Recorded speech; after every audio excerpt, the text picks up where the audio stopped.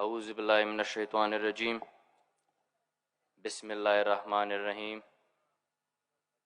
بادشاہ خان، ولی خان اور 21ویں صدی کے اس کانفرنس میں موجود تمام سیاسی پارٹیوں کے اکابرین، یہاں موجود میڈیا کے نمائندے، مختلف طلبہ تنظیموں کے نمائندے، یہاں موجود اس ملک کے مایہ ناز دانشور صحافی حضرات اور ہماری مائیں بہنیں،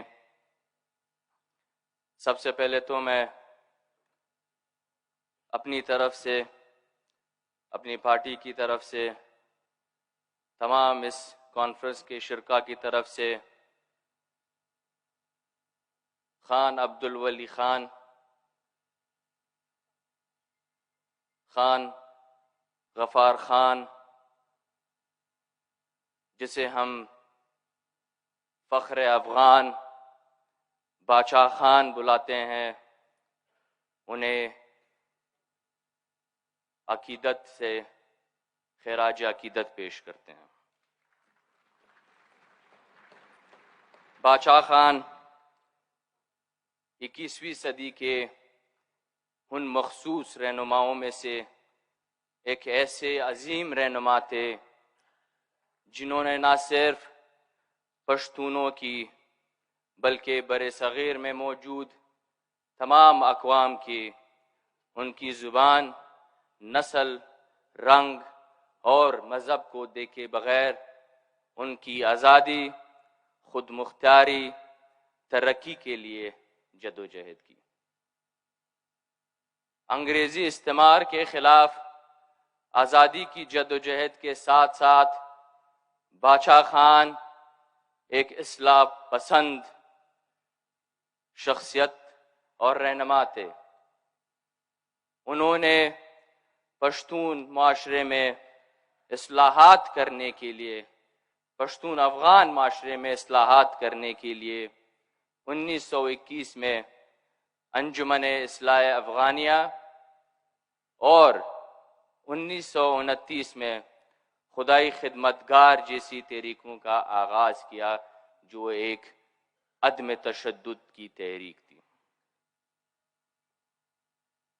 ساتھ ہی بادشاہ خان بابا کے بہت سے سیاسی اور معاشرتی خدمات ہیں، جن میں تعلیم کے حوالے سے اور صحافت کے حوالے سے 1928 میں پشتون جرنل کے نام سے انہوں نے ایک رسالے کا آغاز کیا، متعارف کرایا انہوں نے، جو اس وقت انگریزی سامراج کے جبر، بادشاہ خان کی تقریروں، اس علاقے کی، اس خطے کی صورتحال کے علاوہ یہاں پہ ویمن امپاورمنٹ اور ویمن ایجوکیشن کی بات بھی کی جاتی تھی۔ اس عظیم پشتون رہنما، اس عظیم رہنما نے اس راہ میں بہت سی اذیتیں سہی ہیں، جن میں جیلیں کاٹنا صرف فہرست ہے۔ یہ جیلیں انہوں نے برٹش راج میں بھی کاٹی ہیں، اور یہی جیلیں انہوں نے ایک اسلامک اسٹیٹ جسے ہم آج پاکستان کی نام سے جانتے ہیں اس میں بھی کاٹی ہیں۔ پر افسوس کے ساتھ کہنا پڑ رہا ہے ہمیں، جو سلوک ان کے ساتھ برٹش راج میں جیلوں میں ہوا کرتا تھا وہ کسی حد تک پھر بھی قابل برداشت تھا، پر جو سلوک ان کے ساتھ ایک اسلامک اسٹیٹ میں کیا گیا اسے ہم بیان بھی نہیں کر سکتے۔ کیا بادشاہ خان نے جو انگریزوں کے خلاف جدوجہد کی، جس خود مختاری آزادی کے خلاف کے لیے انہوں نے جدوجہد کی، کیا پاکستان بننے کے بعد اس جدوجہد کا کوئی رنگ ہمارے سامنے آیا؟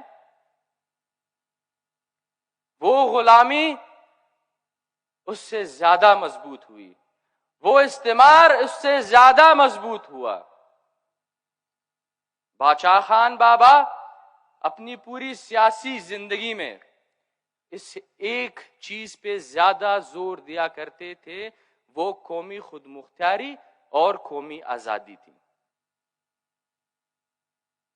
سقوط ڈھاکہ کے بعد باچا خان بابا یہ بات کیا کرتے تھے کہ جناح صاحب نے جو پاکستان بنایا تھا وہ اس ملک کی اسٹیبلشمنٹ کی سنگین غلطیوں کے نتیجے میں دو حصوں میں تقسیم ہو گیا ہے، وہ ٹوٹ چکا ہے۔ اب ہمیں چاہیے کہ اس بچے پاکستان کی تشکیل نئے سرے سے کریں، جہاں پہ قوموں کی خود مختاری اور قوموں کی آزادی ہو۔ جبکہ پاکستان ایک کثیر القومی ملک ہے، یہاں پہ لسانی بنیادوں پہ صوبے بنائے جائیں، وہ صوبے خود مختار ہوں، وہ آزاد ہوں۔ آئین پاکستان میں لکھنے کے حد تک تو یہ موجود ہے کہ پاکستان میں صوبائی خود مختاری ہے، اور ساتھ ہی یہ بھی لکھا گیا ہے کہ اگر آئین پاکستان کو کسی نے توڑنے کی جرت کی تو اس کی سزا سزائے موت ہوگی۔ پر نہ ہی یہ آئین صوبوں کو خود مختاری دے سکا، اور نہ ہی یہ آئین اس ملک میں فوجی مارشالاؤں کا راستہ روک سکا۔ اب ہمیں پاکستان میں دو بڑے مسئلوں کا سامنا ہے، ایک عوام کی حاکمیت اور دوسرا عوام کی حاکمیت اور دوسرا صوبوں کی طاقت، قوموں کی طاقت۔ پاکستان ایک فیڈریشن ہے، یہاں سندھی، سرائکی، پنجابی، پشتون، بلوچ اپنی سرزمین پہ ہزاروں سالوں سے آباد ہے، ان کے اپنے قدرتی وسائل ہیں۔ بدبختانہ ایک فیڈریشن کے ہوتے ہوئے، قوموں کی اپنی سرزمین کے ہوتے ہوئے، اپنے وسائل ہوتے ہوئے، آج اس ملک میں پشتون، بلوچ، سندھی، سرائکی ایک غلام کی حیثیت سے زندگی گزار رہے ہیں۔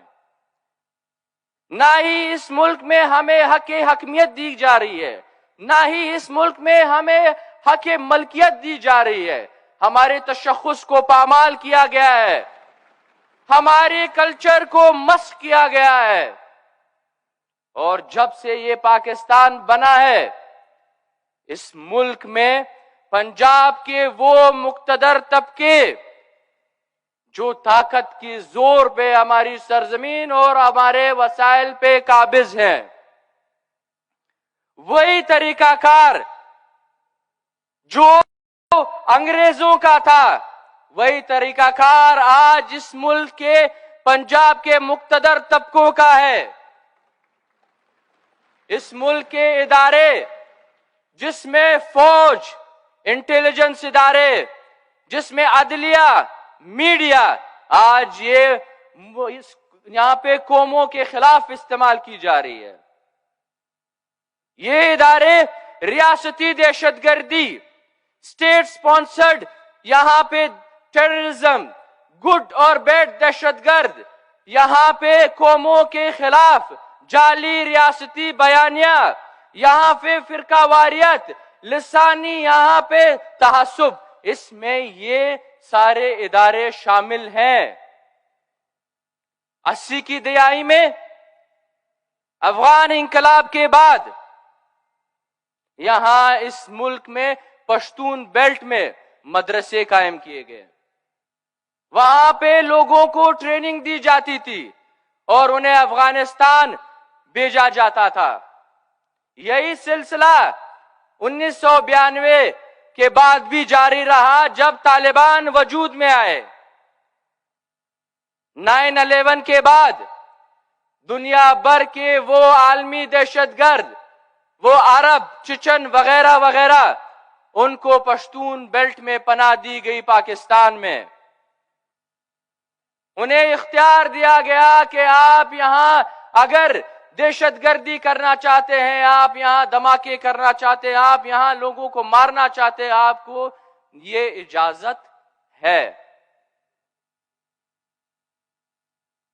آپ کو یہ اجازت ہے، ریاست نے دی گئی ہے. اس کا اعتراف کرنل امام، نصیر اللہ بابر، حامد گل اور مشرف نے بار بار ان الفاظ سے کیا ہے کہ یہ تو ہمارے ایسٹس ہیں، انہیں ہم نے ٹریننگ دی، یہ ہمارے بچے ہیں، یہ ہمارے ہیروز ہیں. تب اس وقت بھی خان عبدالولی خان صاحب نے یہ کہا تھا کہ آپ یہاں پہ پرائی جنگ لے کے آئے ہیں اور یہ جنگ یہاں نہیں رکے گی، یہ ڈیورنٹ کے اس پار بھی آئے گی، یہ آگ اس پار بھی آئے گی. اور آپ نے دیکھا کہ پہلے مالاکنڈ ڈویژن فاٹا کے لوگوں کے خلاف اور وزیرستان کے لوگوں کے خلاف کیا گیا.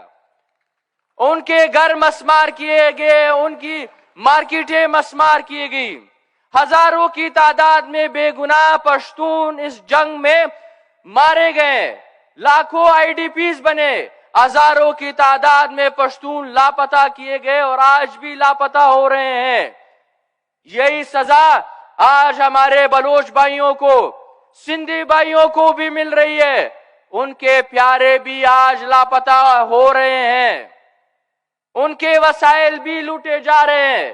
ان کو یہ سزا اس لیے دی جا رہی ہے کہ آپ اپنی قومی بات کر رہے ہیں، آپ اپنے قوم کی حقوق کی بات کر رہے ہیں. اسی طرح اس ملک میں ہزارہ کمیونٹی کی جو جینوسائیڈ کیا جا رہا ہے سیکٹیرین کانفلکٹس میں. دوسری طرف کیا وجہ ہے کہ سیاسی پارٹیوں کی قربانی اور جدوجہد کے باوجود آج اس ملک میں حقیقی جمہوریت قائم نہیں کی جا سکی. ایم آر ڈی، اے پی ڈی ایم اور آج کی پی ڈی ایم جیسی تحریکیں بھی یہاں پہ حقیقی جمہوریت قائم کرنے میں ناکام ہو چکی ہے. اس کی بنیادی وجہ یہ ہے کہ ان تحریکوں میں محکوم اقوام کے حقوق کی تحفظ نہیں ہے، ان کے مفادات کی بات نہیں کی جا رہی. آج یہ قومیں آپ سے یہ سوال کر رہی ہیں کہ یہ تحریکیں تب کیوں نہیں بنی. آج پشتون آپ سے یہ سوال کر رہا ہے، یہ تحریکیں تب کیوں نہیں بنی جب دنیا بھر کے دہشت گرد پشتون وطن لائے گئے، جب ہمارا خون بہایا گیا، جب ہماری عزتیں نیلام کی گئی، جب ہمارے گھر مسمار کیے گئے، جب ہمارے لیڈروں کو مارا گیا. آج بھی ہم دہشت گرد، آج بھی ہم غدار.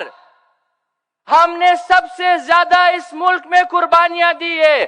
ہمارے سیاسی اکابرین، ہمارے لوگ، ہمارے بوڑھے، ہمارے بچے، ہماری عورتیں آج اس جنگ میں، آج اس ملک میں اس ریاستی دہشت گردی میں لقمہ اجل بنے ہیں. آج بھی ہمارے لوگ لاپتہ ہیں، آج بھی ان کو لاپتہ کیا جا رہا ہے. آپ سے پشتون، سندھی، سرائکی اور بلوچ آپ سے سوال کر رہے ہیں کہ آپ نے ان کے لیے پی ڈی ایم کیوں نہیں بنائی. ان تحریکوں میں سب سے زیادہ قربانیاں محکوم قوموں نے دی ہے. تاریخ گواہ ہے کہ کبھی بھی ایک حاکم قوم، ایک بڑی قوم، ایک بڑے صوبے نے نہ کوئی تحریک بنائی ہے، نہ چلائی ہے اور نہ ہی کامیاب کی ہے. اگر بنائی ہے تو محکوم اقوام نے بنائی ہے، اگر چلائی ہے تو محکوم اقوام نے چلائی ہے، اور اگر کامیاب کی ہے تو محکوم اقوام نے کامیاب کی ہے.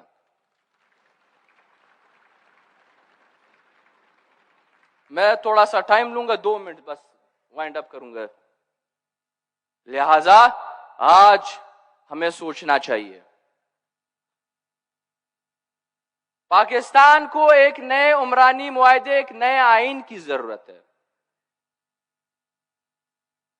یہاں پہ فطری صوبے ہونے چاہیے جس میں جیسے بلوچوں کا اپنا صوبہ، سندھیوں کا اپنا، پنجابیوں کا اپنا، سرائکیوں کا اپنا، اور پشتونوں کا ایک متحد صوبہ بولان سے لے کر چترال جس میں اٹک میاوالی شامل ہو.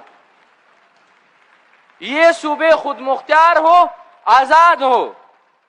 یہاں پہ ایک قوم کو یہ اختیار ہونا چاہیے، کسی اور قوم کو یہ اختیار نہیں ہونا چاہیے کہ وہ کسی دوسرے قوم کے حق کی بات کرے یا مطلب ان کے فیصلے کرے. ایک پشتون رہنما، ایک پشتون نمائندے کو یہ اختیار ہونا چاہیے کہ وہ پشتون سرزمین اور پشتونوں کے حق کے فیصلے کرے، ان کے فیصلے ان کو کرنے چاہیے. اسی طرح بلوچ کے فیصلے بلوچ رہنما، سندھیوں کے فیصلے سندھی رہنما، سرائکیوں کے فیصلے سرائکی رہنما، اور اسی طرح پنجابیوں کے فیصلے پنجابی رہنما، نہ کہ یہاں پہ کوئی دوسری قوم ہمارے فیصلے کریں گے. اس ملک میں ایک حقیقی فیڈریشن بنانی چاہیے. قوموں کی رضامندی سے جو اختیار وہ وفاق کو دینا چاہتے ہیں وہ وفاق کو دے، جو اپنے پاس رکھنا چاہتے ہیں وہ اپنے پاس رکھے. فوج اور دوسرے جو ہمارے قومی ادارے ہیں ان میں قوموں کی برابری، تعداد کے لحاظ سے ان میں قوموں کی برابری.